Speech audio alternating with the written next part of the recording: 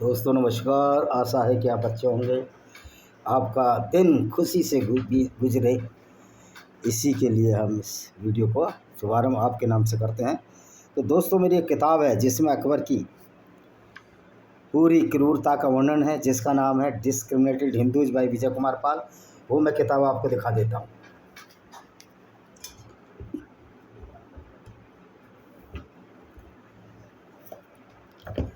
Discriminated Hindus bye Vijay Kumar पाल, इसकी बहुत कॉपियाँ बिकी हैं। इसमें अकबर की क्रूरता का वर्णन है और ये है इन्वेडर्स एंड हिडन फैक्ट्स।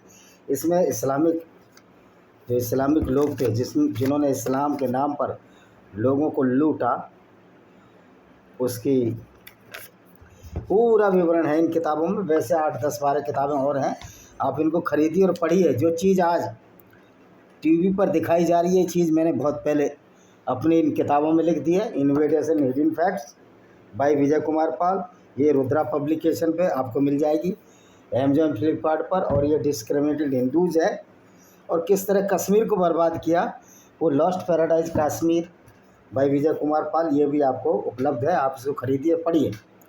तो अभी दोस्तों जो NCERT में परिवर्तन किए गए हैं, जो अकबर को महान बताया गया है, खुद इरफान हबीब जो इतिहासकार हैं अलीगढ़ मुस्लिम यूनिवर्सिटी के, उन्होंने निजी इंटरव्यू में कहा है, वीडियो में डाला हुआ है।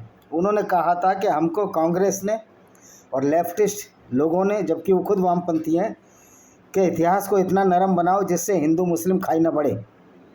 यानी कि इतिहास लिखने से हिंदू मुस्लिम खाई न बढ़े। भाई इतिहास लिखने से हिंदू मुस्लिम खाई नहीं बढ़ती है। जो भी इस्लाम को मानता है, जो भी कुरान को मानता है, वो गैर मुस्लिमों से दोस्ती कर ही नहीं सकता, क्योंकि इस्लाम इसकी इजाज़त देता ही नहीं है।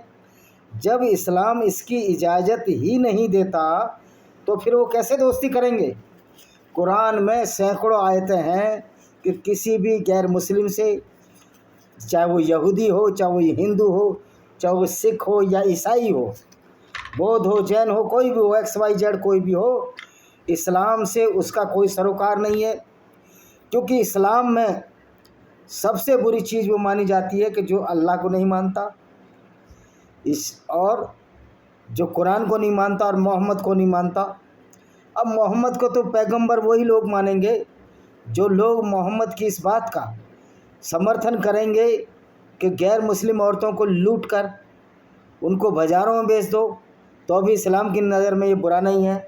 तो भाई मेरा जैसा व्यक्ति तो ऐसे व्यक्ति को अपना आदर्श या पैगंबर नहीं मान सकता, और कोई भी समझदार व्यक्ति इस्लाम की इस विचारधारा को सही नहीं कह सकता, क्योंकि ये तो कुरान में लिखा है और हम तो वीडियो में डाल रहे हैं। जाइए सुप्रीम कोर्ट जाइए, हाई कोर्ट जाइए, हम साबित कर देंगे कि जो लिखा है वही ने हमने इस्लाम में बताया है कि किस तरह मोहम्मद साहब काफिलों को लूटा करते थे।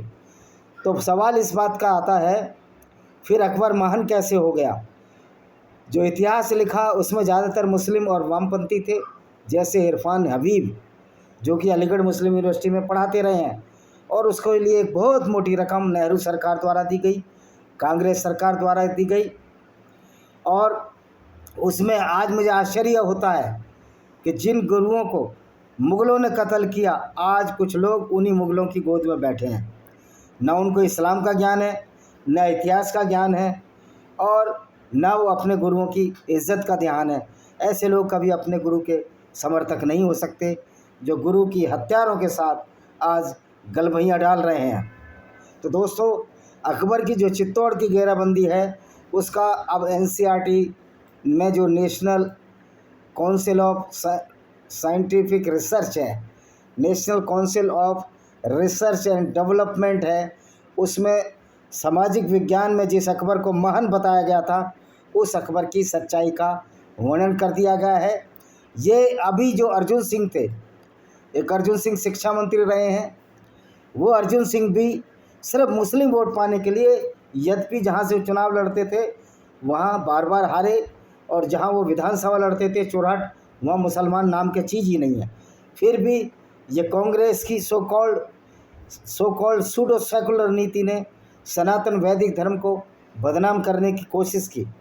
और इंदिरा तो कोई हिंदू भी नहीं थी। जब इंदिरा हिंदू ही नहीं थी तो कुछ लोगों को ये भ्रम हो जाता कि इंदिरा हिंदू थी इसलिए उसको सिखों ने मारा, या जो दो थे सतवंत और बेअंत ने मारा, उसकी वजह उसका हिंदू होना या ना होने कोई मायने नहीं रखता। उसकी वजह थी उसने हरमंदिर साहब में जब भिंडरावाले को पाला तो उसी समय अकाली दल को न्यूट्रलाइज करने के लिए उसने भिंडरावाले को बढ़ावा दिया, और वही भिंडरावाला उसकी इंदिरा की आँख का नासूर बन गया।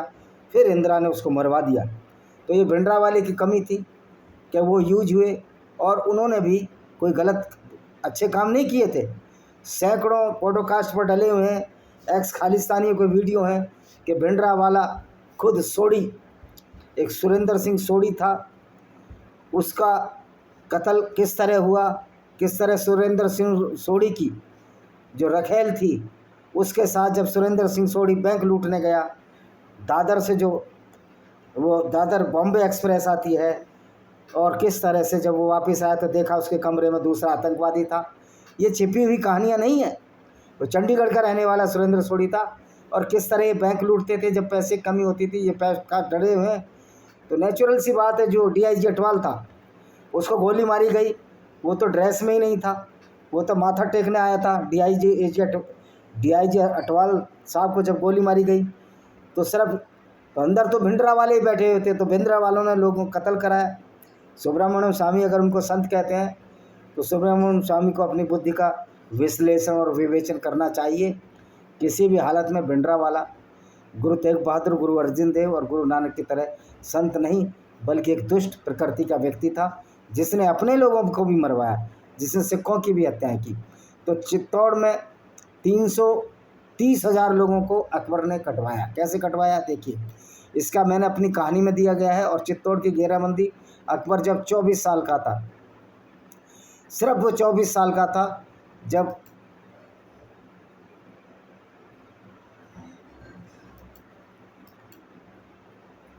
सिर्फ एक 24 साल का व्यक्ति था, और जब उसने चित्तौड़ की घेराबंदी की, और ये भारतीय इतिहास की महत्वपूर्ण घटना है। यह मेवाड़ के राणा को परास्त करने के अकबर के अभियान की शुरुआत की प्रतीक है। तो उत्तरा भारत के एक राजपूत, आप जानते हो कि ये लड़ते रहे, इनके किले थे, तो कई कुलों में संगठित हैं, कुछ चंद्रवंशी हैं, कुछ अग्निवंशी हैं। तो हम इस पर ना जाएंगे, हम इस चर्चा पर जाएंगे कि चित्तौड़ की घेराबंदी कैसे हुई। 1567 तक अकबर गद्दी पर कब बैठा था? अकबर बैठा था 1605 में उसकी डेथ हुई थी। ये 1558 में ये गद्दी पर बैठा था, जब ये सिर्फ 13 साल का था। और 67 में कितने का हुआ? ये 21 साल का था। 21 साल की उम्र में अकबर ने मालवा राजपूताना को कुछ हिस्सों सहित उत्तर भारत के अधिकांश हिस्सों पर अपनी शक्ति मजबूत कर ली थी। आमेर और बीकानेर जैसे अन्य राजपूत शासकों के विपरीत, जिन्होंने कूटनीति और विवाह के माध्यम से अकबर के साथ गठबंधन कर लिया था, राणा उदय सिंह द्वितीय ने मुगल आधिपत्य को स्वीकार करने से इनकार कर दिया। ये राणा उदय सिंह पिता थे राणा प्रताप जी के। मालवा के बाज बहादुर जैसे विद्रोही मुगल जागीरदारों के प्रति उनके समर्थन ने सम्राट को और क्रोधित कर दिया। अक्टूबर 1567 में अकबर ने राणा को घुटने टेकने के लिए 40,000 सैनिकों के साथ आगरा से कूच किया। उनकी विशाल सेना तोपों, बंदूकों और घेराबंदी के उपकरणों से सुसज्जित थी। सेना ने चित्तौड़गढ़ की पहाड़ी की तलहटी में डेरा डाल दिया, जिससे कि उनका खाना पीना राजपूतों का बंद हो गया। राजपूत गौरव के गढ़ चित्तौड़गढ़ किले के अंदर जयमल राठौड़ के नेतृत्व में 8,000 योद्धा तूफान का सामना करने के लिए तैयार थे। ये बड़ी दुख की बात है कि सिर्फ राजपूत ही लड़ रहे थे। अगर पूरे हिंदू लड़ते तो शायद ये अकबर या मुगल अब तक हार गए होते। तो ये वर्ण व्यवस्था ने भी नुकसान पहुंचाया ही है। तो राजपूत मेवाड़ के शासक राणा उदय सिंह अरावली की पहाड़ियों में पीछे हट गए, यानी वो उदयपुर की तरफ चले गए। चित्तौड़गढ़ से उदयपुर दक्षिण और पश्चिम में है।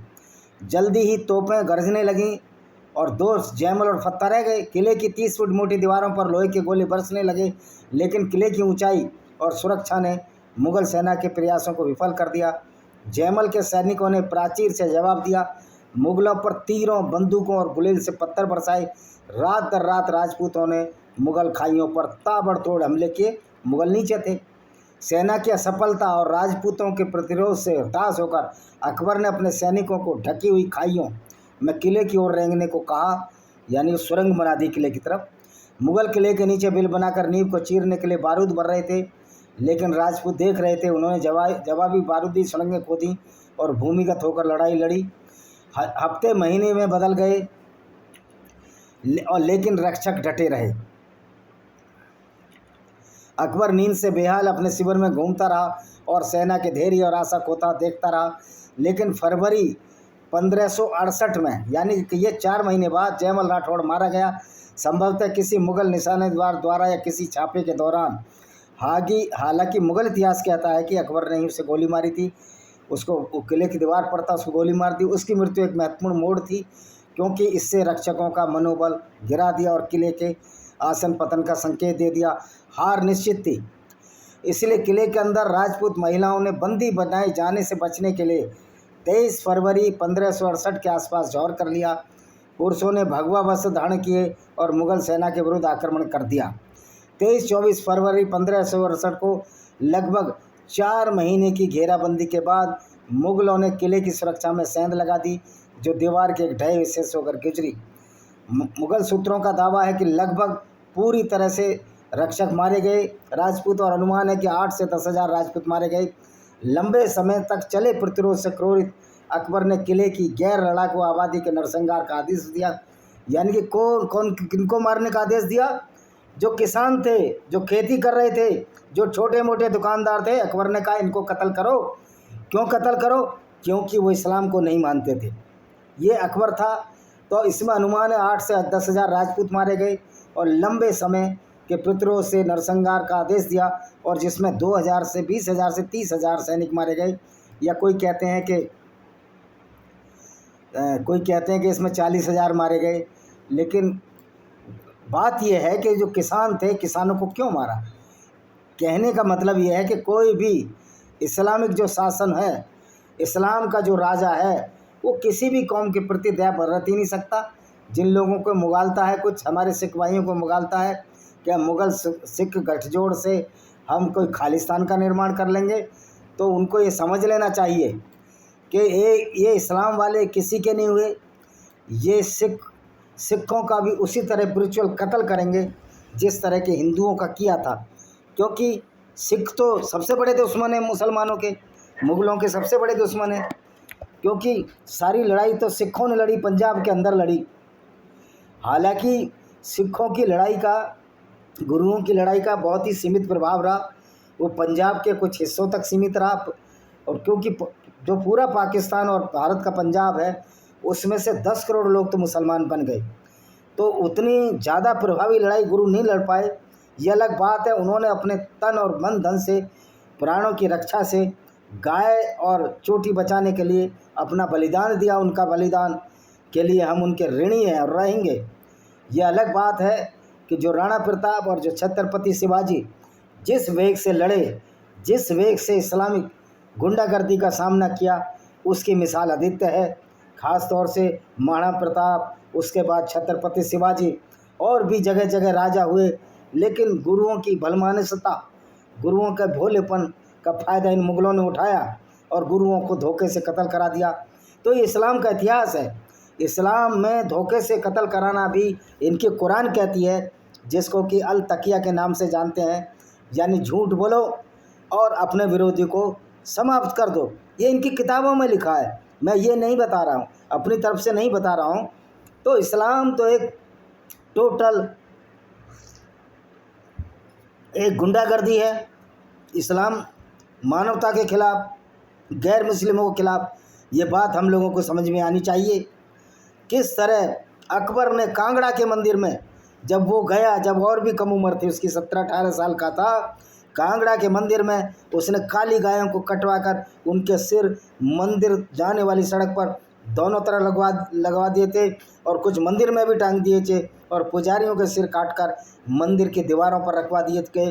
तो अकबर को महान बताने वाले खुद इरफान नबवी ने स्वीकार किया है कि मैंने तो सच्चाई नहीं लिखी, क्योंकि नेहरू ने मेरे को कहा था, इंदिरा ने मेरे को कहा था ऐसा इतिहास लिखना जो सच्चाई सामने ना आए। लेकिन जब जैसे जैसे एजुकेशन का प्रसार और प्रसार हो रहा है, आज इस्लाम की भी पोल खुल रही है, उसके भी परकच्चे उड़ रहे हैं, और उसके भी परकच्चे उड़ रहे हैं, और सच्चाई ये सामने आ रही है कि इस्लाम एक गुंडागर्दी है, और इस्लाम के पैगंबर का करैक्टर ऐसा नहीं है जो उसके पीछे चला जाए या उसको माना जाए। क्योंकि अगर आप मोहम्मद की शिक्षाओं पर चलोगे तो ये लाजिमी हो जाता है, जो इस्लाम की शिक्षा है कि कोई भी गैर मुस्लिम है उसको या तो इस्लाम में लाना है या उसको कत्ल करना है। अगर इस्लाम में नहीं लाता, और यहूदी और ईसाइयों के लिए व्यवस्था थी कि उनका कुरान में नाम है, वो पीपल ऑफ बुक कहलाते हैं, कि उनकी जान बचाई जा सकती है अगर जजिया दे दें, यानी कि रंगदारी टैक्स दे दें। बाद में ये हिंदुओं पर भी जजिया लगा दिया गया, क्योंकि वो बोलने लगे कि इतने सारे हिंदू हैं, हम सबको नहीं मार सकते, तो फिर यहाँ भी जजिया आया। और अकबर ने भी कोई बहुत बहादुरी का काम नहीं किया था, क्योंकि अकबर उसी माँ की कोख से जन्मा था, उसी पिता की विचारधारा से जन्मा था, जो विचारधारा लोगों से लड़ाती है, जिसको कि हम इस्लाम के नाम से जानते हैं। कोई भी इस्लामिक मुल्ला, कोई भी इस्लामिक मुफ्ती आकर हमसे बहस करे, हम साबित कर देंगे कि इस्लाम एक अराजकता का नाम है, इस्लाम टोटली एक डिस्टर्बेंस का नाम है, और इस्लाम को मानने वाले ज़हनी तौर पर बीमार हैं, मानसिक रोगी हैं। क्योंकि जो इस बात को मानेंगे कि एक किताब आसमान से आई है, और उसकी दलील में कहते हैं कि बाइबिल भी आसमान से आई है, और यहूदियों की पुस्तक तोरा भी आसमान से आई है, जबकि यहूदी और ईसाई तो ये नहीं कहते कि पुस्तक आसमान से आई है, वो तो कहते हैं यहाँ लोगों ने बैठकर लिखी है। तो इनके जो दावे हैं, जिन ईसाई और यहूदियों के बारे में दावे कर रहे हैं, दूसरों का ठेका ले रहे हैं, वो इनको ठुकरा रहे हैं, और वो मोहम्मद को अपना पैगंबर नहीं मानते। ईसाई कहते हैं कि मोहम्मद हमारा पैगंबर नहीं है, यहूदी कहते हैं हमारा पैगंबर नहीं है, क्योंकि उनकी किताब में नाम ही नहीं है मोहम्मद का। लेकिन मोहम्मद ने बड़ी चालाकी से यहूदियों के धर्म गुरुओं का नाम अपने आप में डाल लिया अपनी किताब कुरान में, इब्राहिम बनाकर उनका अरबीकरण करके ये दिखाने के लिए क्या ये हमारे पुरखे हैं। तो इस्लाम में जितना झूठ और जितनी गप इस कुरान में, जो यहूदियों की धर्म पुस्तक और बाइबल से चोरी ली है, ये कुरान उसकी नकल भर है, उससे ज़्यादा कुछ नहीं है। सारी कहानियाँ वही हैं। 7 स्लीपर्स जिसमें 5 कुत्ते थे, 5 आदमी सो रहे थे, एक कुत्ता था, या 6 आदमी सो रहे थे, एक कुत्ता था, ये सारी कहानियाँ 7 स्लीपर की भी वहीं से ली गई है। तो अकबर भी उसी मूर्खता का परिचायक था, जो मूर्खता इस्लाम को पढ़कर एक आम आदमी में जागती है। तो अकबर कोई महान नहीं था, ये भी कातिल और हत्यारा था। अब पाठ्यक्रम में सुधार किया गया है, ये बहुत ही शुभ संकेत है। इसी के साथ हम इस वीडियो को विराम देते हैं। वंदे मातरम, जय हिंद, आपका दिन शुभ हो।